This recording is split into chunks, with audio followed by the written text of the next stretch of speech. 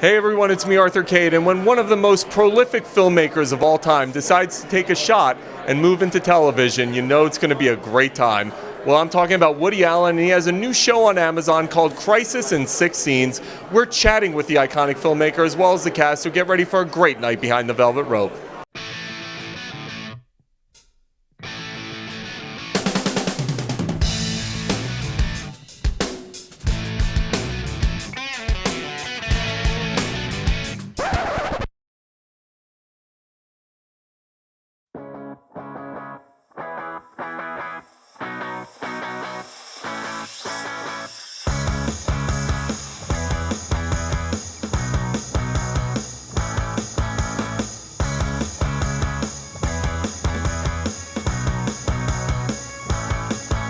Walk me through the process. You've made a movie a year for your career. How is it different to actually make a television series for you?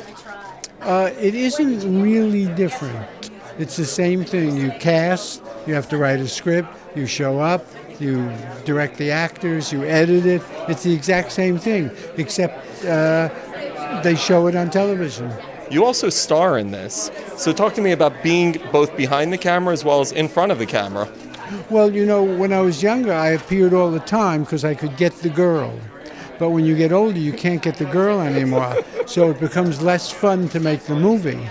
So I don't appear as much because I can't do those romantic scenes with any credibility. Not that I ever could. But so I just direct. Now, in this TV series, there happened to be, just by pure chance, a role that was good for me. I didn't tailor it for me. I could have cast somebody else, but it was easy to cast myself, so I did. You also have a brilliant young cast working with you, including Miley Cyrus. Yeah, she's fabulous. Talk to me about working with her. Well, I got a chance to work with Miley. I'd always wanted to work with Miley. I'd seen her when my kids watched that silly little television show she did. I would sometimes walk by and say, "Who is that girl? She's got a great comic delivery." And they would say, "It's Miley Cyrus," and it wouldn't mean anything to me. And I'd say, "Well, she's very good." You are arguably the most prolific filmmaker of all time. Are there ever moments that you have writer's block?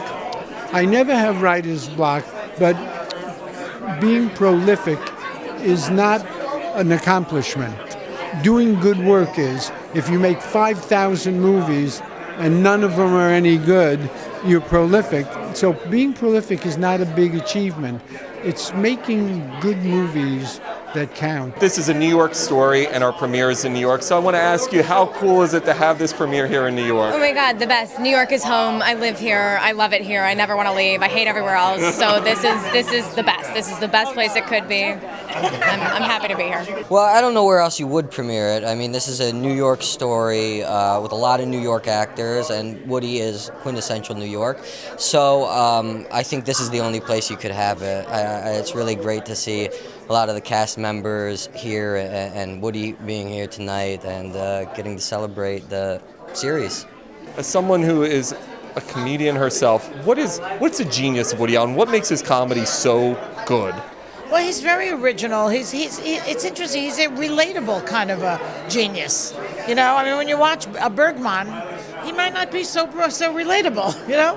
But Woody Allen is capable. And did you ever see Crimes and Misdemeanors? Of course. In that movie, he accomplished something that Bergman and Fellini could not do. And that is, he mixed comedy and tragedy together and made it work. It's brilliant. That is a brilliant film. What's the Woody Allen audition process like? I've heard so many different stories. Walk me through your audition. Well, first of all, I met him maybe 30 years ago. We both sat, he sat like this, I sat like this, and we basically, neither one of us said a word. And so I didn't get the part at that time. And then this one, I thought, well, I don't want to not say a word. And so I had this thing prepared. I thought, I'm going to go in there, and no matter what the casting director says, I'm going to talk to him. So I talked to my friend Marty Landau, who's worked with him a great deal, and he said, "Oh, tell him when you see him, say hi, Woody, from Marty." So I said, "Okay." So I go in, I'm expecting to see this guy sitting there like the same way. And he says, "Oh, Margaret, come in. Oh, come sit down here." I said, "Hi, Woody." I said, I know that seems apropos of nothing, and then I told him about Marty, and then we had this wonderful talk about how much he loved Marty, that he knew the exact perfect accent, he was just so incredibly gracious. I couldn't believe it was the same Woody. I loved you in the pilot, man. You got to walk me through the experience of working with the one and only Woody Allen. Oh, man, it was great. I mean, I'd worked with him as a director on Blue Jasmine, but never been in a scene with him before, and this was just like a dream come true, to work with the master there and to get to cut his hair.